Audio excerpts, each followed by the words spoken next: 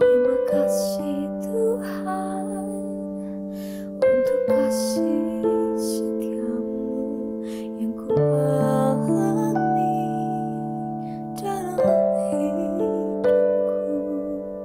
Terima kasih Yesus untuk kebaikanmu sepanjang hidupku.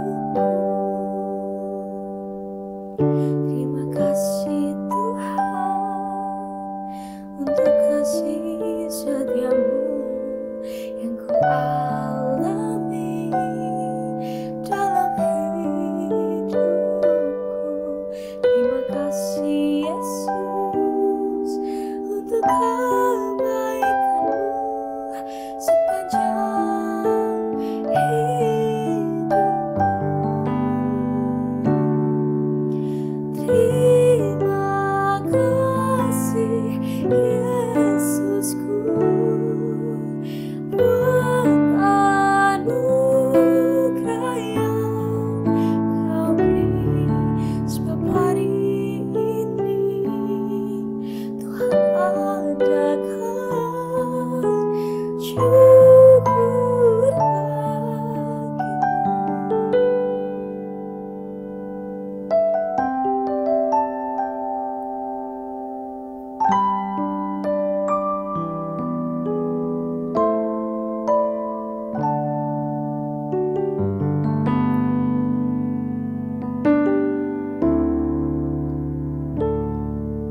Terima kasih Tuhan untuk kasih setiamu yang ku alami dalam hidupku.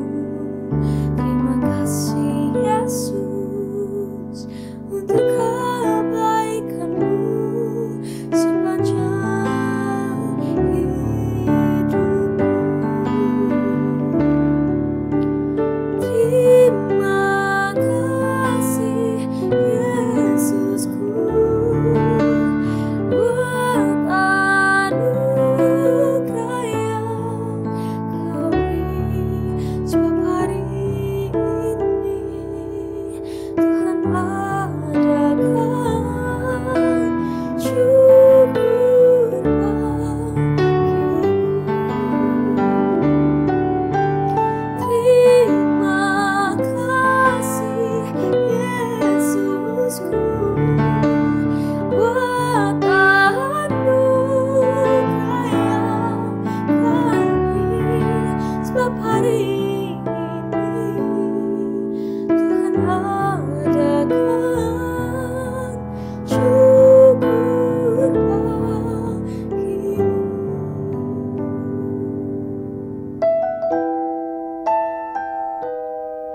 Tuhan adakan syukur bagimu.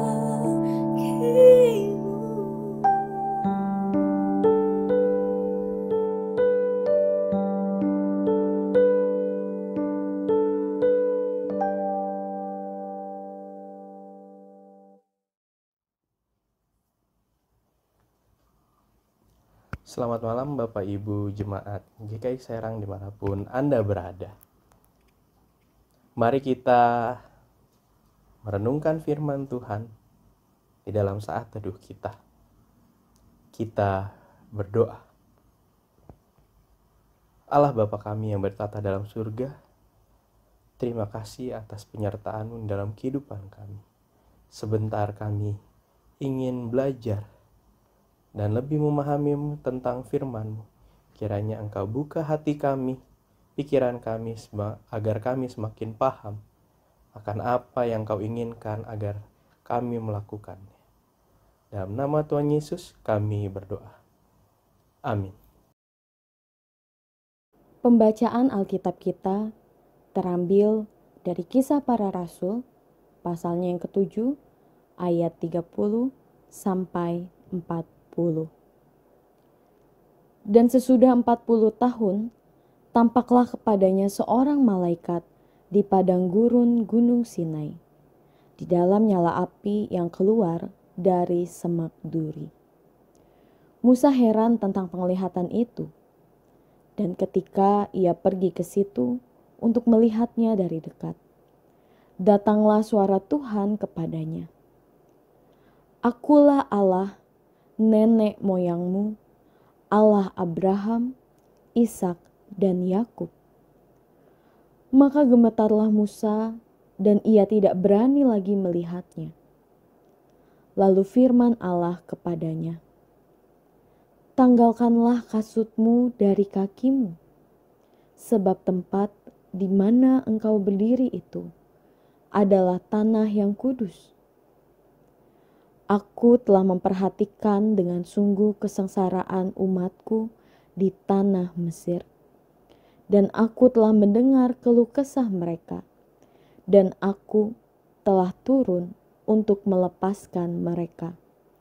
Karena itu, marilah, engkau akan kuutus ke tanah Mesir. Musa ini yang telah mereka tolak dengan mengatakan, siapakah yang mengangkat engkau menjadi pemimpin dan hakim? Musa ini juga telah diutus oleh Allah sebagai pemimpin dan penyelamat oleh malaikat yang telah menampakkan diri kepadanya di semak duri itu. Dialah yang membawa mereka keluar dengan mengadakan mukjizat-mukjizat dan tanda-tanda di tanah Mesir, di Laut Merah, dan di padang gurun 40 tahun lamanya. Musa ini pula lah yang berkata kepada orang Israel, seorang nabi seperti aku ini akan dibangkitkan Allah bagimu dari antara saudara-saudaramu. Musa inilah yang menjadi pengantara dalam sidang jemaah di padang gurun di antara malaikat yang berfirman kepadanya di Gunung Sinai dan nenek moyang kita. Dan dialah yang menerima firman-firman yang hidup untuk menyampaikannya kepada kamu. Tetapi nenek moyang kita tidak mau taat kepadanya. Malahan mereka menolaknya. Dalam hati mereka ingin kembali ke tanah Mesir. Kepada Harun mereka berkata, buatlah untuk kami beberapa Allah yang akan berjalan di depan kami. Sebab Musa ini yang telah memimpin kami keluar dari tanah Mesir, kami tidak tahu apa yang telah terjadi dengan dia. Demikian firman Tuhan. Bapak Ibu yang terkasih, mungkin di antara Bapak Ibu Saudara sekalian ada yang pernah mendengar kalimat yang mengatakan, jangan pernah terlalu membenci seseorang. Karena bisa jadi seseorang itu adalah orang yang akan membantu kita. Iya, orang yang akan membantu kita. Orang yang kita benci, orang yang kita tidak sukai karena perilaku, tutur kata, tindakan. Bisa jadi merekalah yang membantu kita. Bagaimana dengan Bapak, Ibu, Saudara sekalian? Kalau untuk saya setuju dengan perkataan itu. Karena kita tidak tahu siapakah orang atau Tuhan mengirim siapa untuk membantu kita. Bisa jadi dia adalah orang yang kita tidak suka atau yang kita benci. Dalam pembacaan Alkitab kita, dari Kisah Para Rasul pasalnya ke-7, ayatnya yang ke-30 sampai yang ke-40, menceritakan tentang Stefanus, sang pengikut Kristus ini, sedang diadili.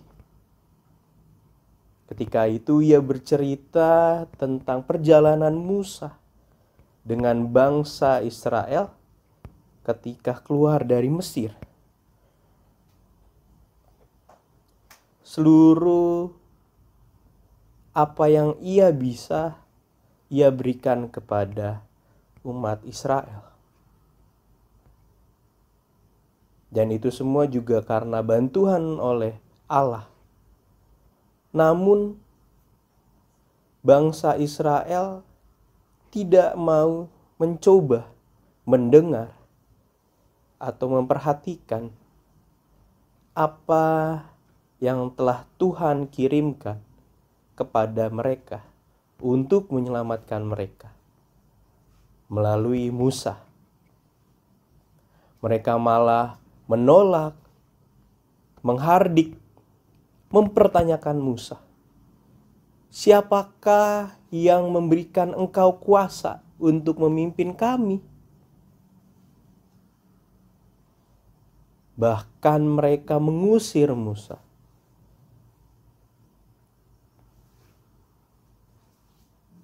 Mereka tidak tahu bahwa Musa lah yang dipakai oleh Allah untuk menyelamatkan mereka, membimbing mereka keluar dari tanah Mesir menuju tanah perjanjian.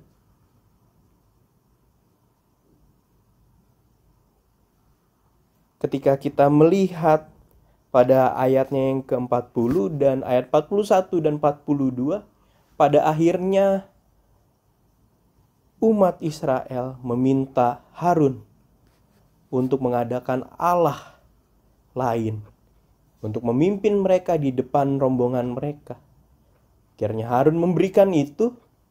Ternyata apa yang terjadi Bapak Ibu? Jika kita mau mencoba membaca yang lebih sedikit, lebih panjang lagi, ternyata Allah yang memalingkan dirinya daripada umat Israel.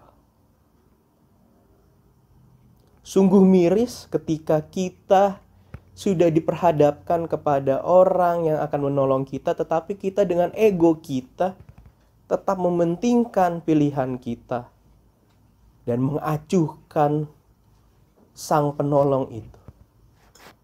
Seringkali dalam kehidupan kita tidak mau mencoba dengar-dengaran kepada siapapun.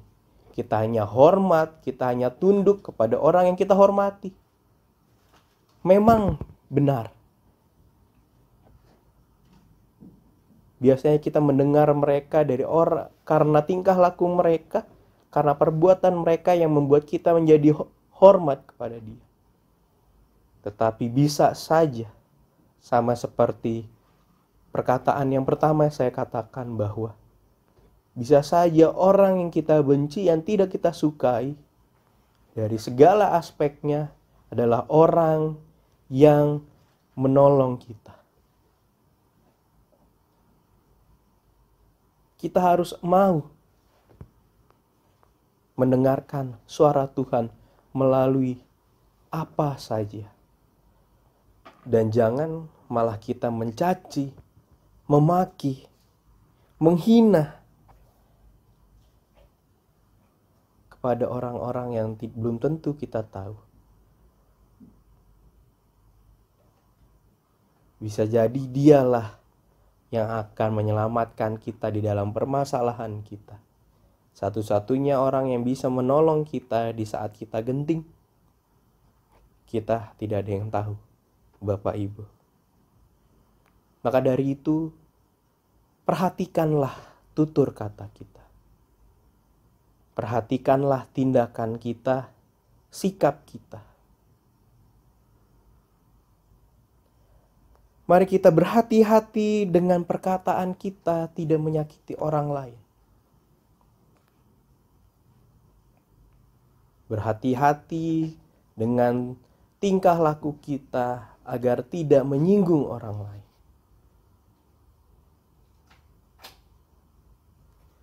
Karena bisa jadi melalui mereka lah tangan Tuhan terulur untuk menolong kita di dalam setiap pergumulan kita, permasalahan mereka. Tangan Tuhan terulur dalam setiap permasalahan kita dan pergumulan kita. Bapak Ibu, mari kita lihat dengan tutur kata tingkah laku yang tidak hormat, yang menyakitkan dari bangsa Israel kepada Musa, malah membahayakan dirinya mereka, membuat mereka hilang arah, bahkan membuat Allah berpaling daripadanya. Mari kita bisa menjaga sikap kita dan lebih menyadari, lebih peka, mendengarkan suara Tuhan melalui orang-orang yang ada di sekitar kita. Maka dengan kita menjaga perkataan kita, tutur kata kita, tingkah laku kita, kita bisa menjalani relasi dengan seluruh orang yang ada di lingkungan kita tanpa ada kebencian. Kalau misalkan kita bisa berelasi tanpa rasa kebencian, rasa tidak suka, alangkah lebih baik kan? Dibandingkan kita harus berelasi dengan rasa kesal, ketidaksukaan, ataupun benci.